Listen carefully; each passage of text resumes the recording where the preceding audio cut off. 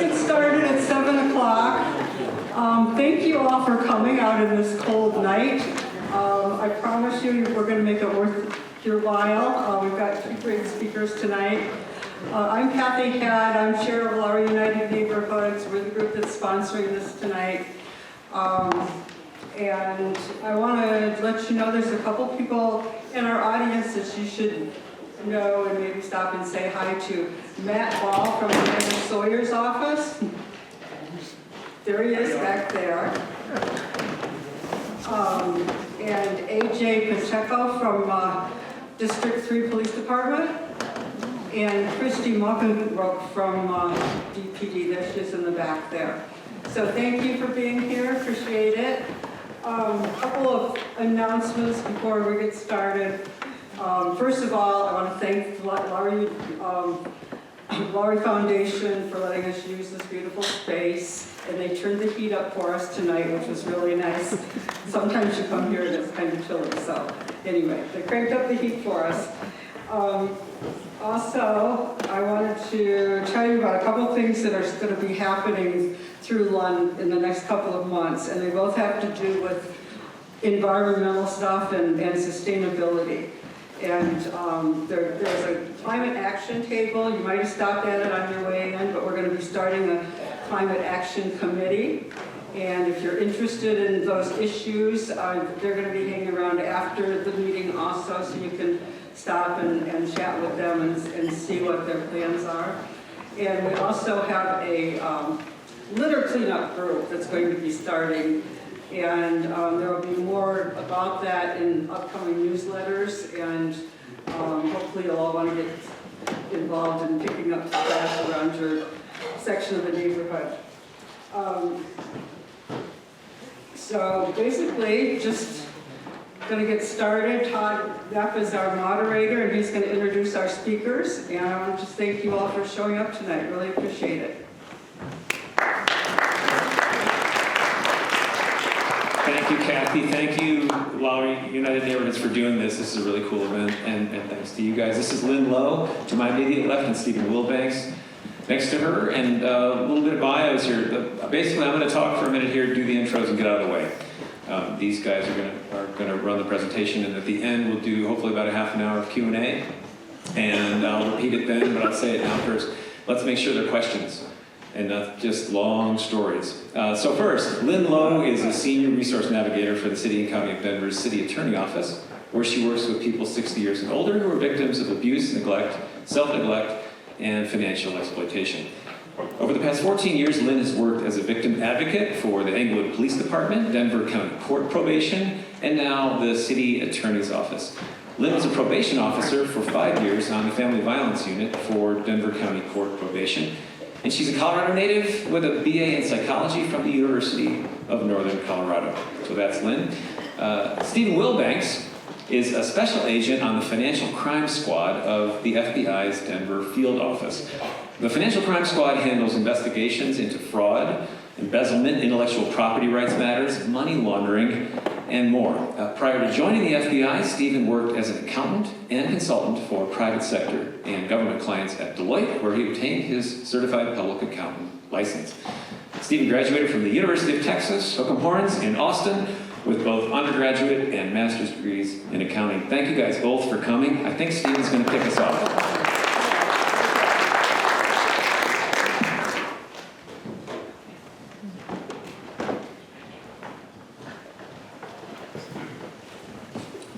Okay, can you hear me okay? Yeah.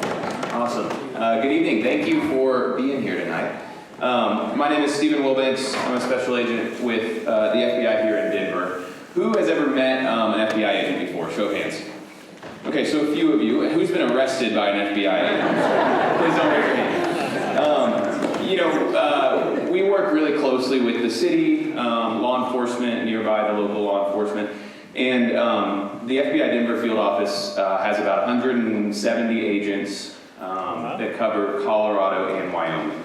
So the reason I'm here tonight is because I want you guys to, one, learn about these frauds and scams and make sure you're protecting yourself as best you can.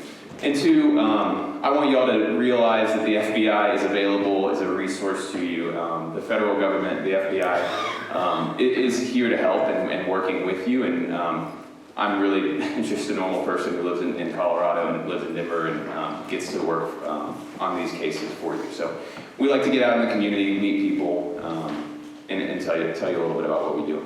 So tonight, I'm going to start with kind of highlighting some of the most common frauds. And then Lynn's going to tell you a little bit about how to protect yourself and what to look out for. I hope it's entertaining. It's going to go by pretty quickly. I've got some videos as well.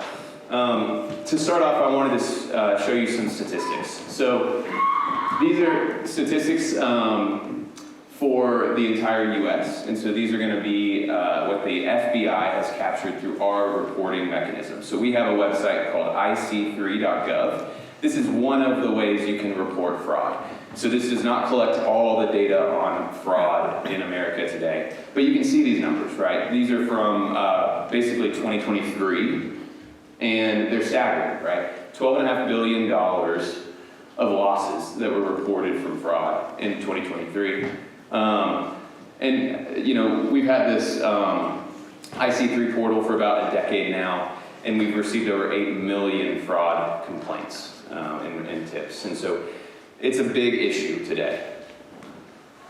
You can see how it's also getting worse and worse. It's becoming more and more of an issue. And so this is over time in 2019, right? The number up there is 3.5 billion in reported losses. And 5 years later, we're at 12.5 billion losses. I want to talk about what it looks like in Colorado a little bit. So again, this is 2023 data.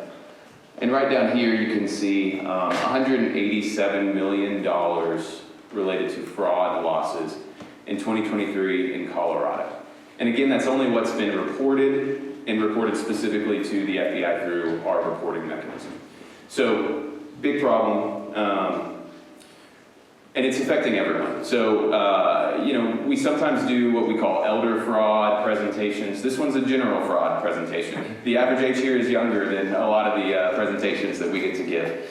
And the reason is because fraud is not affecting only one demographic, right? You can actually see here, yes, the older population is targeted the most. We usually say that's because they have the most money, because they are retired and have money and time. And so fraudsters know that that's a strategic way to target people.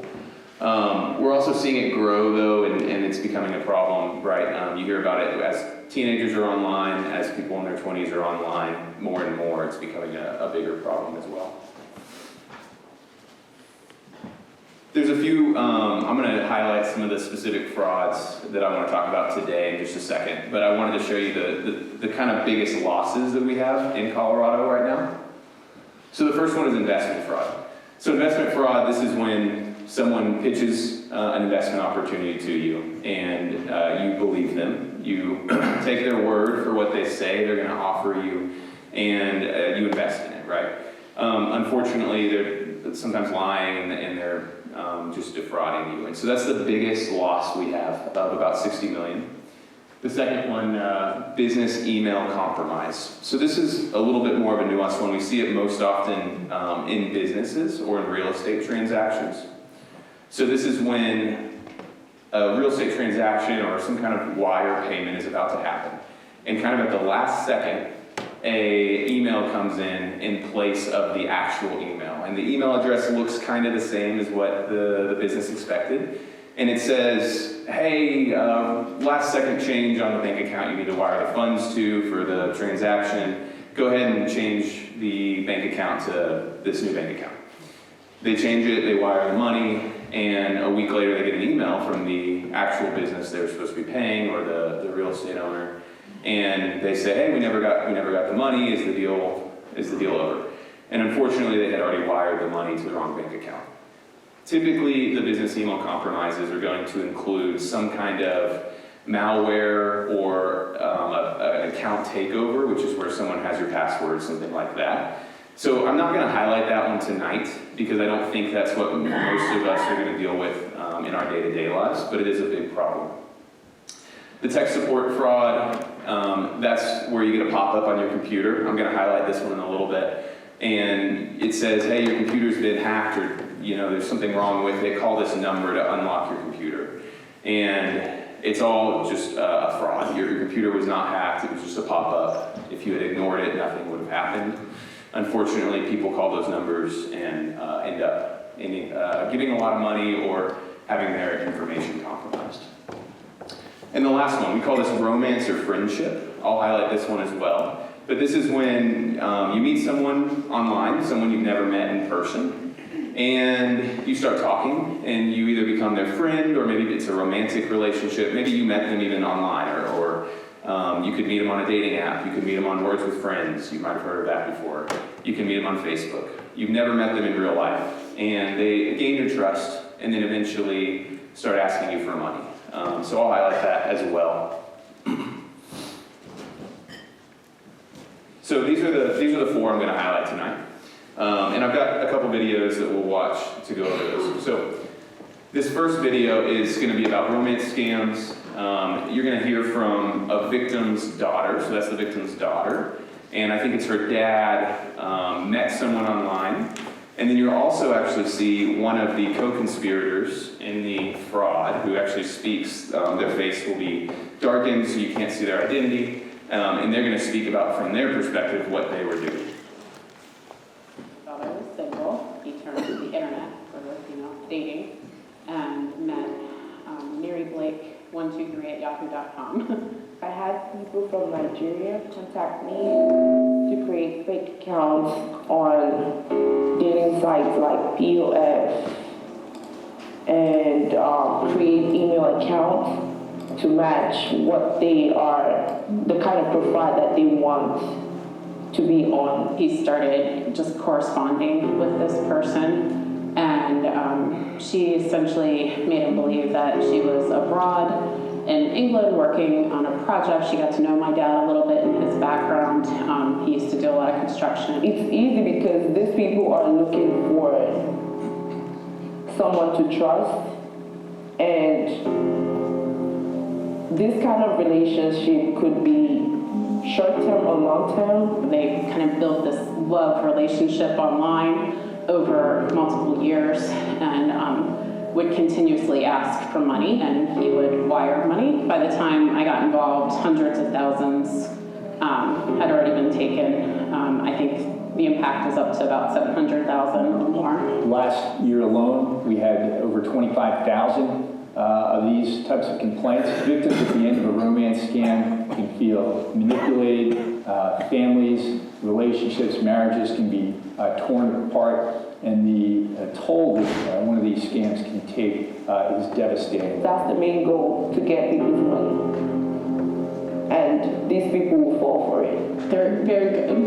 They manipulate minds, and they clearly know what they're doing, and they're intentional, and they again, over $700,000 at least is what they stole from my father. He had nothing left, to the point where he stopped taking care of himself. The important thing is just to get the victim talking and just kind of evaluating that relationship, and then just using common sense. If this is someone I've never seen in person, never met in person, that all of a sudden is professing their undying love for me and wants to marry me and spend the rest of their life, and then is asking me for tens of thousands of dollars, that's certainly going to be a red flag. Yeah. So this sounds like, oh wow, I can't believe that person fell for that, right? These are incredibly sophisticated, manipulative schemes. So Lynn and I have both talked to people, a lot of people in your community, in the Denver area, in the greater Colorado area, who you wouldn't even believe, unfortunately, fall for this. They meet someone online and they think it's a legitimate person. And that relationship that they build with them, I've talked to someone who thought they were in a 7-year relationship. So this isn't necessarily a 2-week thing or a 3-week thing or a 6-month thing. These are sophisticated actors. Usually, from what we've seen, is they're usually actually in a foreign country. They're in probably an office building, and they're in their cubicle. And that's what they do for their job. And they're in countries that some of them, maybe we can go work with their law enforcement in that country, and they're cooperative, and we can go do something about it. And some of them, they're in countries that are not friendly with us. And so there's these large enterprises of people doing this all day, every day. So it's a big problem. The other piece of this that I wanted to touch on is what we call like celebrity romance scams. So again, it almost sounds funny, right? It's, someone thought Keanu Reeves is in love with them. They met Keanu Reeves on Facebook through the Facebook fan page. He reached out to her, and they built a relationship, and over time, I think this victim, I'm not going to play this video, but this is a Colorado person. The news actually, I don't like this video because the news is, the woman actually still doesn't believe that she's being defrauded. And so the news is telling her story, and she's interviewed on it. And she still thinks she's in a relationship with Keanu Reeves. We've warned her, local law enforcement has warned her, the news is telling her, this doesn't even sound right, and she still thinks she's in love with Keanu Reeves, they're in love, and she's still giving money. A different woman, and this isn't to shame, this is for education, a different woman in Colorado that I had to go meet with, same story. She also thought she was in love with Keanu Reeves, they met him online, and she had given about $1.2 million at the time I talked to her. She continued to give money to him after that too. Again, this isn't to shame anyone, this is to say they're really messing with your minds and so statistically, it's gonna be a couple of y'all in here, or at least somebody and so that's why we're here. Lynn will tell you more about how to protect yourself too. The next one I wanted to highlight is going to be investment scams. So I mentioned this one briefly earlier. Crypto, right? That's a big thing right now. And so a big push in the investment scams is to move your money to crypto. And crypto is this space that's confusing and it's complicated. And so they're playing on that because they know that people are interested in investing in crypto. And so they present an opportunity. What we see a lot of times is you meet someone online or someone presents you an opportunity and you actually create an account on a website and you can transfer money into your account and then you watch the crypto gains and losses go. And of course, it seems to be gains. The account balance just grows and grows. And so you see that and you think, oh, I should invest more. They tell you should invest more. So then you put more and more in. They may even give you a small amount to withdraw. You might say, hey, I really need to test that I can withdraw from this account. And so they help you withdraw, maybe if you put in $10,000, they help you withdraw $500 and you actually get $500 back. And you're watching your account grow on your website. Unfortunately, it's all a scam. It's often called pig butchering. This is a media thing, not something we really like to call it, but it's this idea that the pig is being fattened and to be slaughtered, right? And so they're gonna butter you up, they're gonna convince you that your account's growing and growing to eventually just drain you of often your life savings. This was an FBI public awareness article that came out. And so I wanted to highlight these because these are local. A 52-year-old Aurora man, basically right here, right, $600,000 in a Tether investment scam. 61-year-old Denver woman, $1.3 million. A 62-year-old Evergreen man, $350,000. A couple from Parker in their late 40s. So again, this affects everybody, not just the older population. 1.2 million. And a 53-year-old Timnath man, 600,000. The FBI also usually only works larger cases. And so, this is skewed to show the larger cases. All day, every day, it's 5,000, it's 10,000, it's 20,000. And that's how we get to $12.5 billion when we're talking about fraud losses for the year. Okay. The next one I want to highlight is what we call tech support scams. This one is a really vulnerable one because you have your laptop, you have your phone, and all of a sudden something pops up and you don't realize that you can maybe just click the X button or maybe you restart and it goes away. And instead you worry because it says, if you don't call us right now, you're going to lose all the photos that are on your phone. And you have, years of your family photos, right? And so you get nervous, you call that number, and I'm going to play it. This is an audio recording, not a video.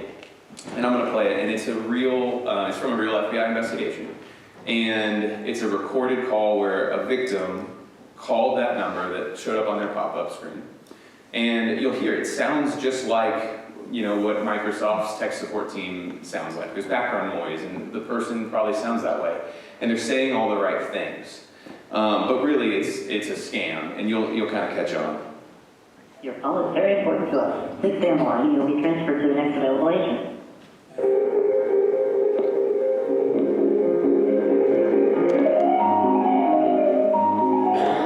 Thank you for calling support. You are speaking to Chi. How may I help you? Yeah, I got a screen showing this number. Okay, can you tell me what exactly the screen says or how did you call us? The screen says there's a hacking risk or something. Okay, and when did you get this alert on the computer?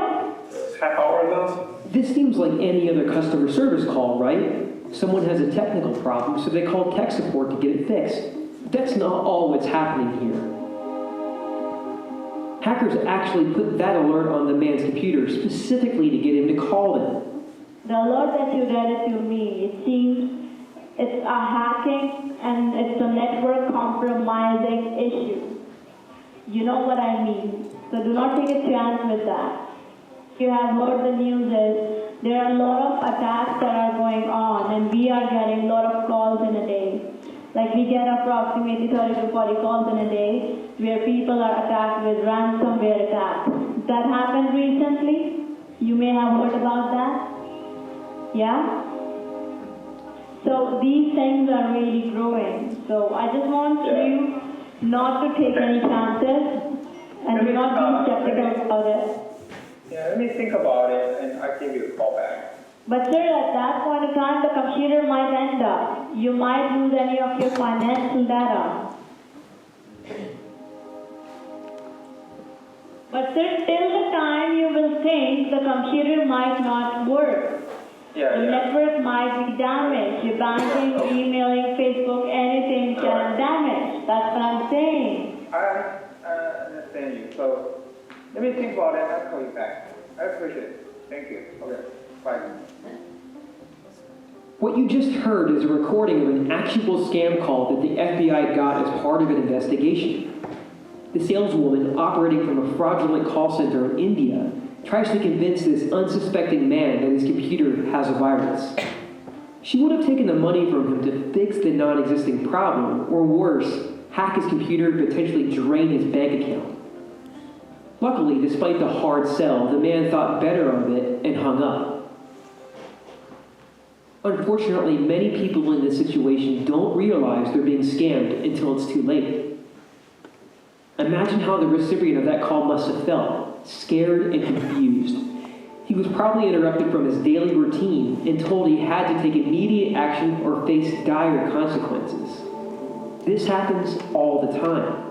An unsuspecting victim gets a call that seems legitimate. They panic and wire cash, or send the caller a gift card or even cryptocurrency.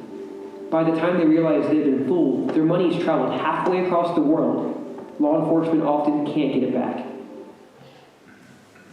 And that is unfortunately true. Most of these scams we're talking about today, the money is going into a foreign bank account or a cryptocurrency account that is in an inaccessible country. So the money's not coming back. So, what's interesting about this one, right, is, and I'm going to show a video in a second too, in both situations, there was nothing that was compromised. But when they called in, they almost allowed the hacker to then hack in, right? So if he had kept going with that tech support team, they probably would have done a couple of things. They would have told him to install a software on his computer, and then they would have full access to his computer because they're installing malware or virus, something like that. Or they'd say, install this software that is legitimate, that allows you to share your computer screen with me, and I'll take over control so I can then remove the hacking, right? And again, so there's not anything that's been hacked yet. And when you call in and start working with them, you actually allow them to hack.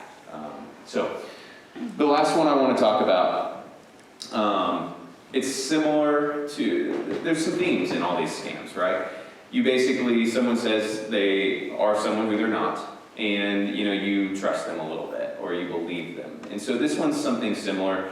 The category we put it in is the imposter or government impersonator category.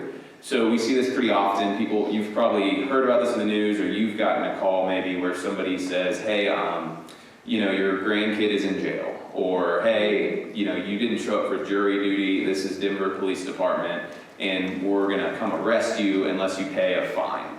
I don't believe that's how Denver PD handles those things. I know they don't. But those are the calls that people are getting. And so, it's someone pretending to be someone who they're not. And what the media now is calling phantom hacking. So it's this idea that you actually have not been hacked, but you think you've been hacked. And so you take steps, and the hacker is actually just manipulating you to move your money. So in this case, what you're gonna hear about is somebody got a pop-up on their computer screen, so pretty similar, and they called the phone number, and the person eventually convinced them that they were with the government, and they needed to create a safe account for their entire life savings. So they needed to move all their money into a safe account because their bank account had been hacked. And that wasn't true. Unfortunately, this person believed it, and ended up moving all their money to a government safe account. And you'll see what happens next. Well, tonight the FBI is warning the public about a new scam called the Phantom Hacker that targets older Americans. The scammers trick people into thinking that their most valuable financial accounts have been compromised. CBS's Jeff Pegues goes in depth with one of the scam's victims who lost everything.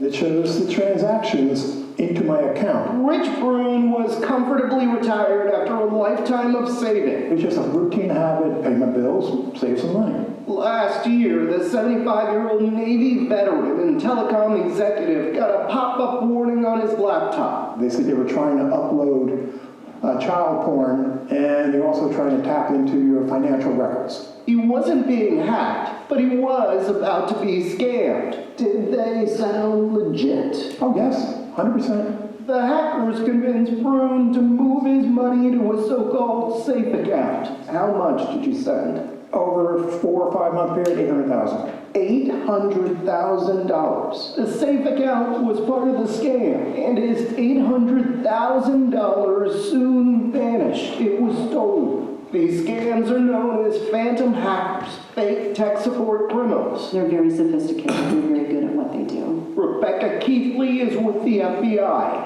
Who is usually targeted in these scams? Older adults are disproportionately targeted and victimized. Why do you think that is? Because they have the most money. Several agents from the state. FBI agents now visit senior centers to warn about scams ranging from cyber to fake kidnap ransom plots. According to the AARP, more than $28 billion is stolen annually from adults over the age of 60. I'm living, close to the bone now. To add to his problems, Rich Brune is now dealing with the IRS. He may owe $200,000 in taxes because he withdrew the money from a retirement account. What does the future look like for you? As soon as I pay off the IRS, I will be virtually penniless. He now wants to warn retirees to stay alert for scams because otherwise it could cost them a comfortable retirement. Jeff Pegues, CBS News, Arlington, Virginia. So, talk about getting kicked when you're down. Then the IRS wants him to pay the penalty for withdrawing his IRA, right? So it's pretty bad. I want to talk about one spin-off I've seen of this in our area.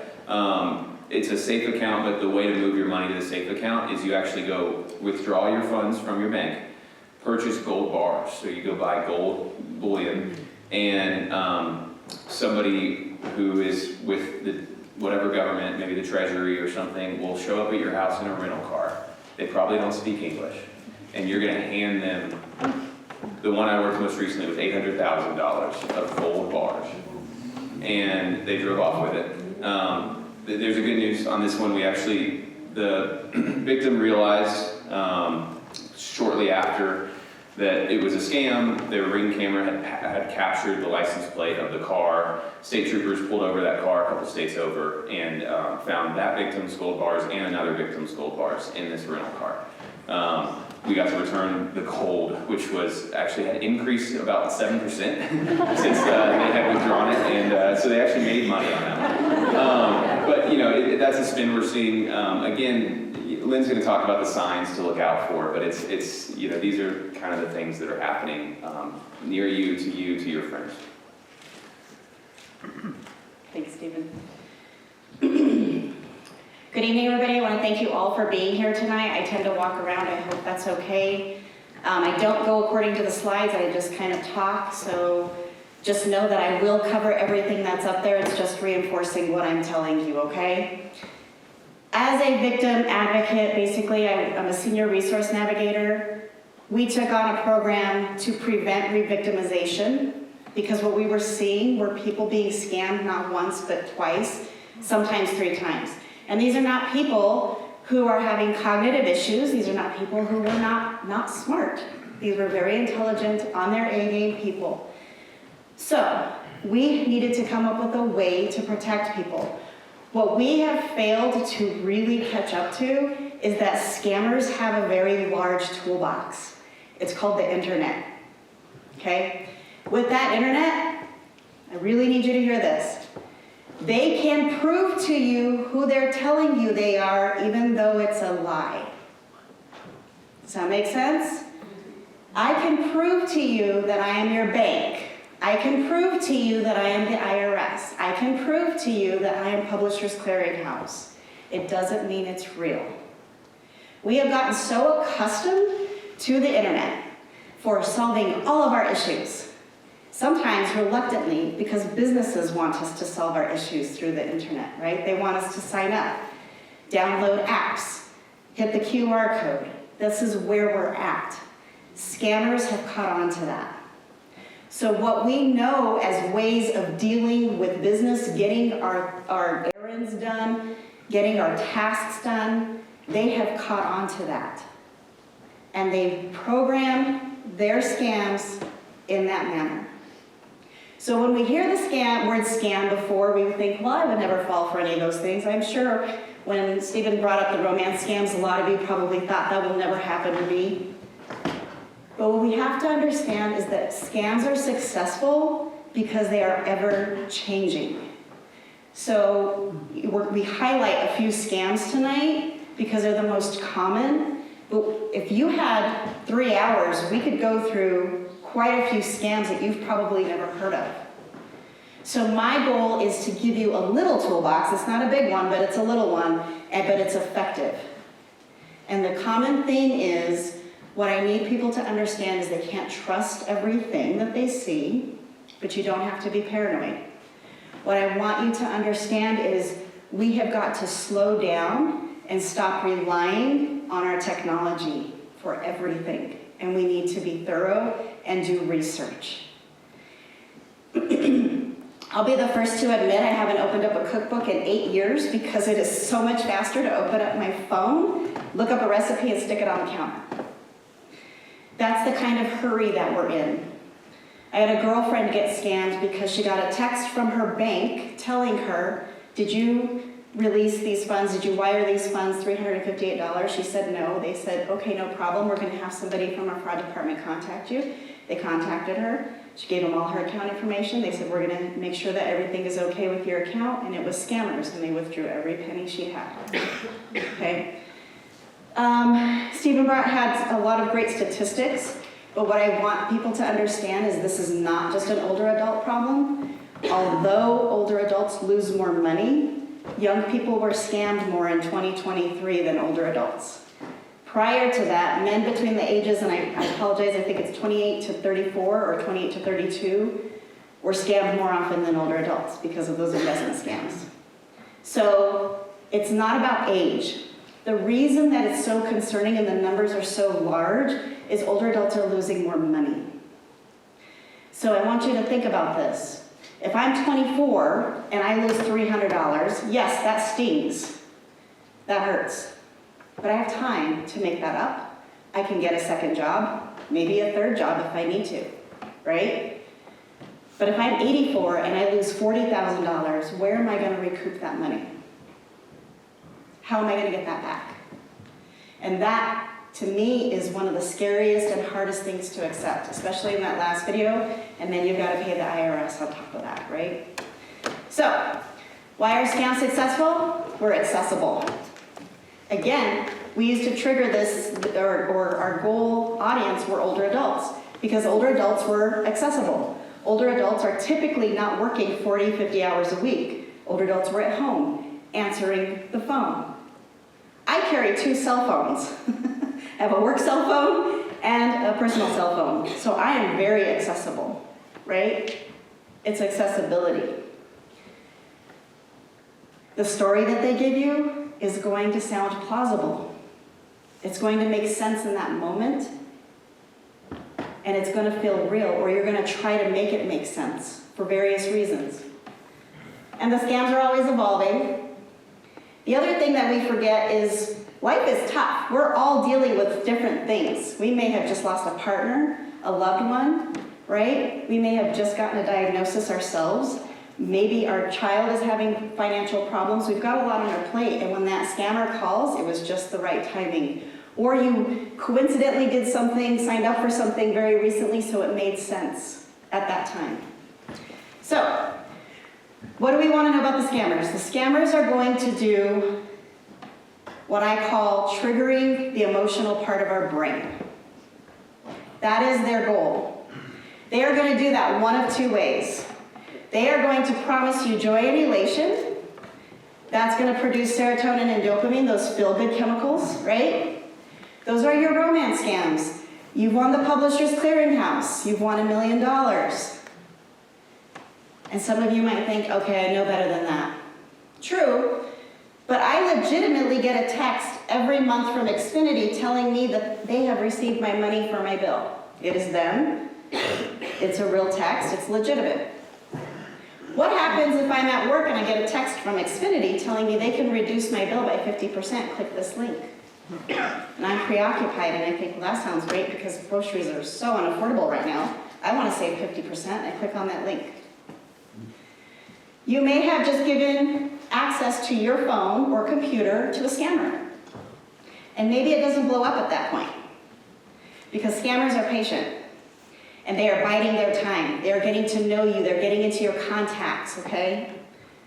Or they say, we're gonna get you signed up with this program. We're gonna save you 50% off your bill, but we need you to go on automatic bill pay. So now I've just connected my bank account to what I think is Xfinity. And I've just given that information to a scammer. So, it's not always these grand schemes that you think that will never happen to me because I have no interest in love. It can be something so small and insignificant that you don't realize it's happening. So, what I want people to understand is, first of all, that payday is not coming. Nobody's giving away free money. And people will say, well, how could you believe it was Publishers Clearinghouse? Well, because they told the scammer they didn't believe him, so the scammer created a letter with the logo because they have the internet and the CEO's information, and they sent the letter confirming that it was legitimate. And this person's been entering Publishers Clearinghouse for 20, 30 years. Why not them?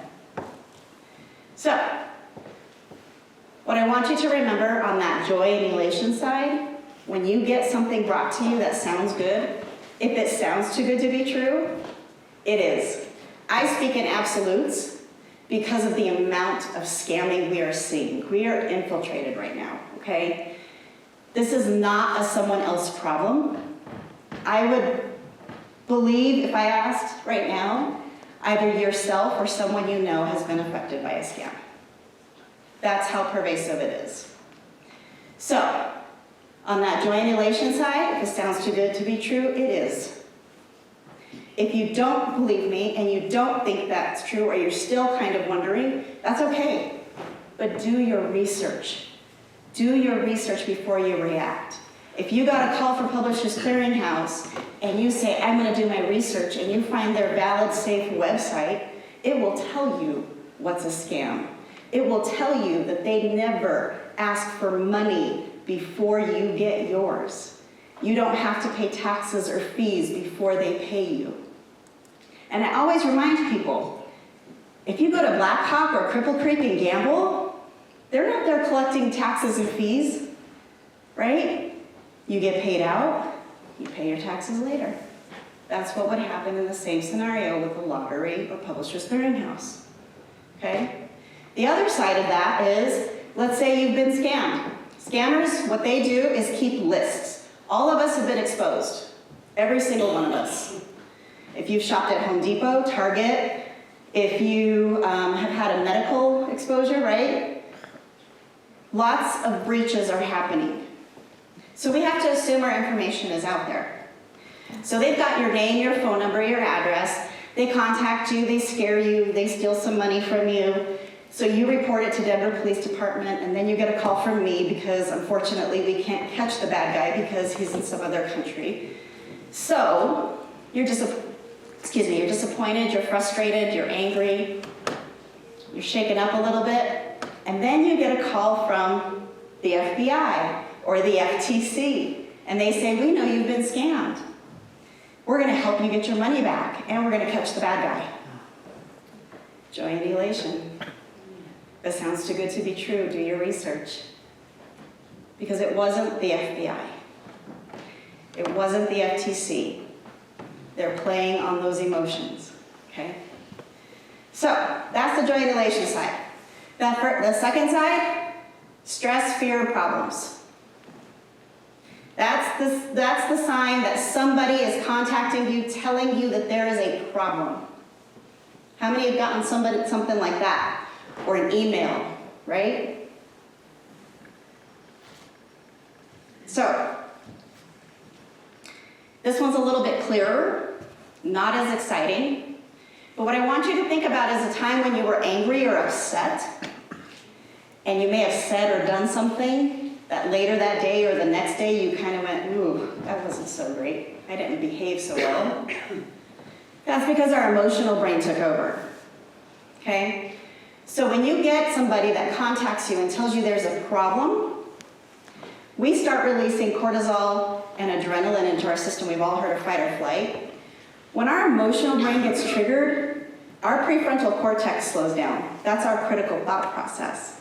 So tonight you're hearing about these scams and you think, I would never fall for that. And that may be true, but right now your critical thought process is working.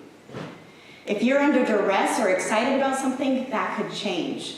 And that's where the crime happens. We feel embarrassed, ashamed, we don't want people to know that it happened to us. But the reason it happened is because we're capable adults. They presented a problem to us and we tried to fix it. Just like the text scam support that he brought up. They presented a problem, they said, we're gonna fix this for you, and you want it fixed, so you're gonna help them. What I want you to understand is if any business, I don't care who it is, I don't care if it's your bank, I don't care if it's Xfinity, I don't care if it's Xcel Energy, any business or government agency, FTC, FBI, Denver Police, IRS, or stranger contacts you and tells you there's a problem, they've overcharged you, they charged you or renewed your account, you stop communicating with that entity immediately. I'm going to use the Xcel Energy scam as an example, and my lovely cell phone as my prop. I get a call. It says Xcel Energy. I answer it. I'm like, that's strange. And they tell me, we haven't received a payment from you for 3 months. We're going to shut off your electricity. That is a business that has just told me that there's a problem.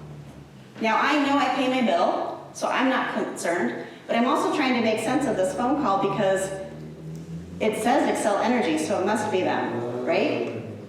So at that point, I need to hang up. And when I say go to the safe valid source, I go find last month's bill and call that number.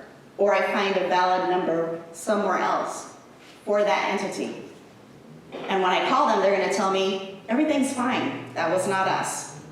But let's say you forgot I told you that. Okay? You forgot to hang up. You're still trying to make sense of it and you think you're a really good investigator. So you stay on the phone. That second red flag, a sense of urgency. Hurry up and do it now. If you don't do this now and make this decision right now, whether that's give me money or give me information, there's a bigger consequence. So in that example, they'll say, we are 20 minutes away. We're on our way to shut off your electricity if you don't make this payment right now. That's your second red flag to hang up. But let's say you don't, because you still are trying to figure out and sort out what's going on. Your third red flag, isolation and coaching. Don't tell anyone, don't talk to anyone, don't call the bank, don't call the police, don't talk to your husband, don't talk to your spouse, don't talk to your kids. Stay on the phone with me. They know that adrenaline dump is happening and you're not gonna make good decisions. They don't want anybody talking sense to you. I want you to understand something. Nothing is an emergency unless your home is on fire or it's your health. You need to stop and breathe and ask yourself, am I talking to that safe, valid source? This will work in any scam that comes across your lap. You have the grandparent scam. As hard as it is, when somebody tells you they're in trouble, they're either in jail, in a hospital, in another country, you have to hang up. You have to call that child. You have to call their family members until you reach them and know that they're safe. The coaching piece comes in when they tell you, when you go to the store, they're going to direct you to what stores they want you to go buy gift cards. They're going to direct you to your bank to withdraw large amounts of money, and when the bank teller asks you, can you please tell me why you're withdrawing this money? I'm just concerned because this isn't normal for you. You get defensive because that's your money, first and foremost. Secondly, you're terrified or you're concerned about what's happening on the phone, because they will stay on the phone with you sometimes. They will be on the phone when you go into the bank because they're coaching you. And they're going to tell you to lie to the teller. They're going to tell you to lie to the cashier. They're going to tell you to tell them it's for home improvement or you're buying a car. No legitimate business or government agency is going to ask you to lie.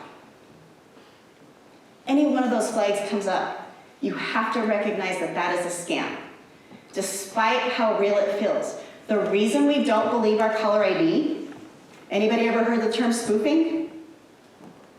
Nope. Spoofing is a way to fake the number that comes up on your caller ID. Unfortunately, if you take a look at your phone, your cell phone, we all have a Play Store where we can download apps, right? Any app we want. Bread making app, walking app. You can also find spoofing apps. So the average Joe can download a spoofing app onto their phone. And when I call you and I want to scare you, I might look up the number to the IRS, put that in there. You answer the phone and I say, this is Lynn with the IRS. You didn't pay the right amount of money in taxes last year. And you're going, some of you know that the IRS will never call you. But what if you didn't know that? It's pretty convincing because it came up on your caller ID, right? What I want you to start doing is trusting your gut. We all have that sense, but we tend to ignore it. We have to go back to that. When something doesn't feel right, I want you to stop, breathe, and start over. On the table in the front, I had placed some orange cards. These are wallet cards. They are to remind you that anytime you are about to give money away, any information, and there's a reason I'm saying that, not just a social, are you talking to that safe, valid source? And how do you know? If you're concerned and you're not sure, I have my business cards up there, you can call me. But on here is the Elder Watch phone number. They are a derivative of AARP, and they are phenomenal at knowing the latest scams. You will talk to a live person. The other good thing, if you have been scammed and you're having a hard time getting through it, they have support groups. But this card is to remind you to breathe and to ask somebody. We cannot be ashamed to ask for help or ask somebody to take a secondary look at what we're signing up for, because scammers are in QR codes, they are in links, they are in phone calls, they are in texts, and they are in emails. What I want you to do is make sure that you're doing the research to the numbers that you need to call, those valid sources. I don't want you calling numbers that come up on your phone. I don't want calling numbers in your text messages. And please, please do not call the numbers in emails. Scammers are better at customer service than customer service agents. They have time, energy, and they are selling you the worst lemon used car you've ever seen in your life. But they have the time and the patience. So when we talked about those romance scams, they're building trust. They're taking their time because I've been scamming these 3 people for the last 3 months, so they're paying me right now. I'm getting my money from them, and I'm working on these 3 people over here building trust. Getting to know them, asking about their day, asking about their coffee. I'm the only person that cares, and that is so important to that person, to that victim. That when somebody else comes in and tries to convince me that I'm in a romance scam, I don't believe it because this person has been here for me every day when other people haven't. So, we've talked about spoofing. We don't believe our caller ID. We believe our gut, okay? I want you to think about fake accounts. We talked about those investment scams. Sometimes you might be really investing in cryptocurrency, but you'll never get that money because it's not in your name. Sometimes you're dealing with something that looks like a cryptocurrency account. It's a fake ledger, a fake app, a fake website. You have to do your research. And just because it's a legitimate company doesn't mean that that is what you're working with. You have to do the research and don't let anything seek you out, whether it's politicians, surveys, gift cards, you do the research. Not even charities. There's a lot of charity scams out there. So, a lot of people think that they can identify a scam from misspellings and grammar. And yes, that is true. But what happens with AI? That's going to go away, right? It's not perfect yet, but it's changing and adapting every day. So just because something isn't misspelled doesn't mean it's not a scam. Just because the grammar is perfect doesn't mean it's not a scam. Okay? When we think about how much that technology has changed, I've had some grandparent scams occur where the victims have told me, that was my grandson's voice. How did they do that? You hear of voice cloning? You take a snippet of that voice. So if you're on social media and you have videos playing and your grandson's got videos and your Facebook account is not set to private and I can go on there and see that Johnny calls you Meemaw, all I have to do, if I have the technology, is take a snippet of that voice, clone it, spoof his number, and contact you. And that's frightening. But if you hang up that phone and contact the parents, the girlfriend, the wife, the grandson, every time, you will not be scammed. It takes time and energy, and we have to stop relying on the technology to be perfect, because it's no longer perfect. How many of you guys get those urgent emails from PayPal, banks, right? Those are the numbers I don't want you calling. I want you to find those safe, valid numbers to those companies if you still think it might be real. But just know that that's going to always adapt, always change. Does everybody know how to check the email address to see who's sending it? Good. So when you hover over the email, everybody's email is different, or if you click on the email, if it says it came from NortonLifeLock, but it's johnb13@gmail, that's not NortonLifeLock. Okay? But even if you don't know how to check that email, if you signed up for NortonLifeLock and you got a year subscription and you're getting an email 3 months later saying, we just debited your card $499, thank you for being a valued customer, please call this 1-800 number if you have questions. That's the stress, right? Why did you just charge me? I just paid for a full year. I need to call them. No, that's a scam. You need to find that valid, safe number. I like to use this email address. How much time do I have, by the way? Okay. I I like to show that email address slide because I had a victim who was taken from a scammer because the neighbor had gone into the hospital. She kept asking her friend, is there anything I can do for you? Is there anything I can do for you? She said, no, I'm good. And then a week later gets an email from the friend saying, my grandson's graduation is happening. I can't obviously get to the store. Could you go out and get the gift card, send it to me here? And by the way, I'm not available by phone. She was just so excited to finally be able to do something for the friend, she just ran out and did it. What they do is if I'm your buddy and you know me as John Wayne 9, they changed my email and went, well, they didn't change my email. They went and created an email with my same handle. That's the John Wayne 9 piece. They created it from another email. This happens with a lot of churches. We get a lot of victims from churches because the pastor will send out an email saying they have a family in need. Could you send a gift card? When I say go to the source, that's what I mean. Had she called the friend would have said, what are you talking about? Right? But they made her think that the source wasn't available. She said she couldn't talk on the phone. In the hospital, what's next to every bed? Telephone. Plus, she probably had a cell phone, right? So she was accessible, but she didn't call. We get those scams from the churches.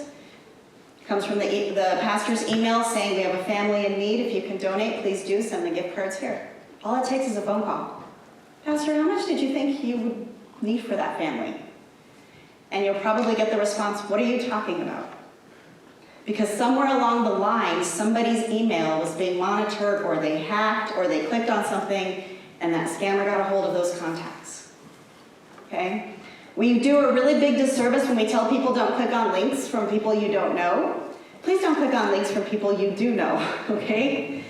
You don't know if I haven't been hacked. And all it takes is a phone call. I send you an email with a link and say, check this out. You say, what is this link you send me? I'll say, remember I told you about my family reunion? Those are the pictures. Oh, okay. Or, what are you talking about? Because it was never me. We just have to take the time. So, what I want people to understand is, this is a huge problem. And it can be very embarrassing. What I want people to understand is it can happen to anyone. I've had multiple friends be affected by scams, multiple people from the system be affected by scams, including some DPD sergeants, including some DU professors. These are not people who don't know about scams. It's how real they make it look. If it's happened to you, or if it does happen to you, please report it. We might not be able to help, we might be able to help. And please don't shame anybody. It's a very traumatic crime. It is just as traumatic as if somebody breaks into your car or to your home.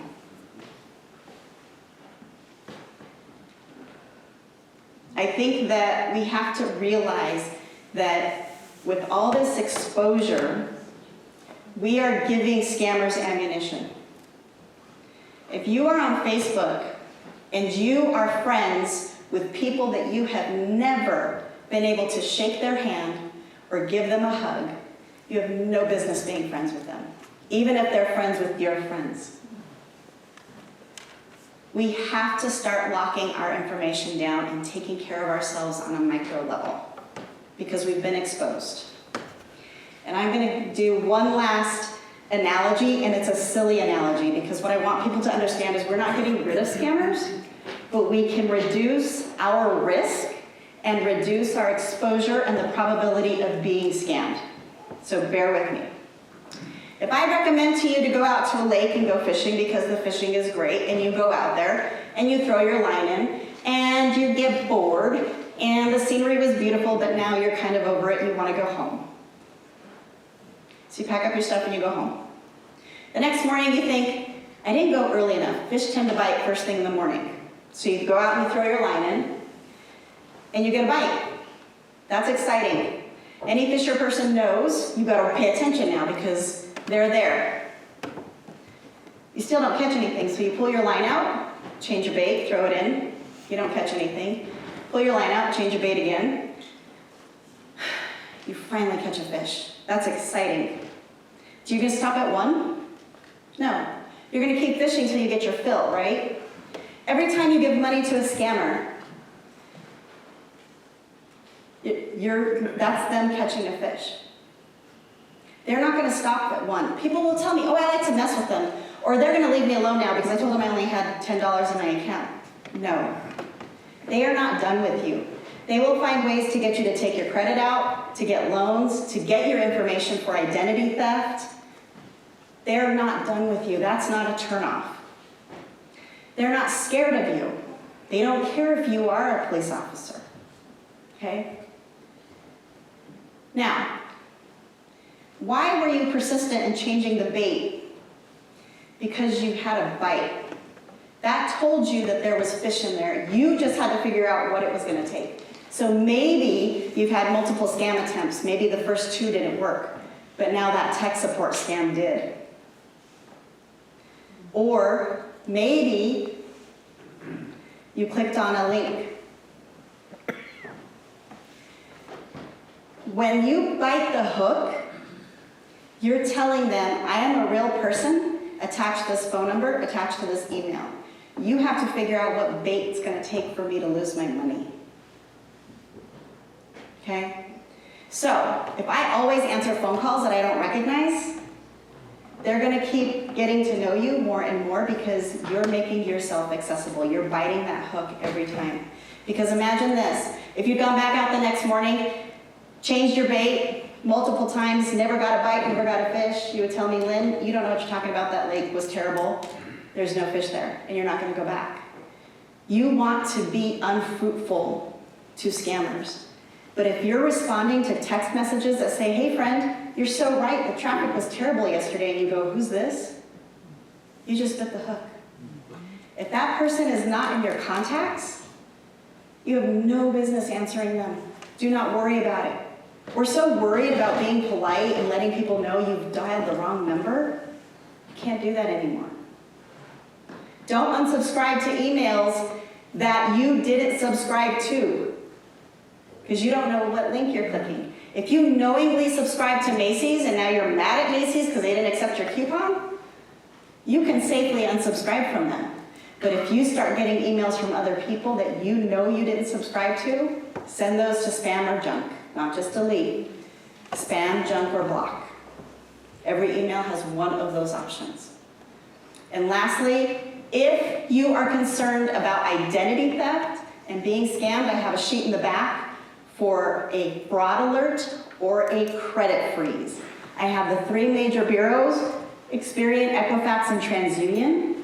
Please consider doing either a fraud alert or a credit freeze. If you know you've given your social security number to somebody that doesn't have good intentions, please go with the credit freeze. It is more secure. It's more tedious to do, but it is free. It is good for a year. When you get those letters for data breaches, like from the medical world, Target, employment, please only do credit freezes and fraud alerts with those 3 major credit bureaus. I have already seen letters that don't look safe and don't look like valid sources recommending to do credit freezes and fraud alerts with other companies. Do your research. Okay? Thank you.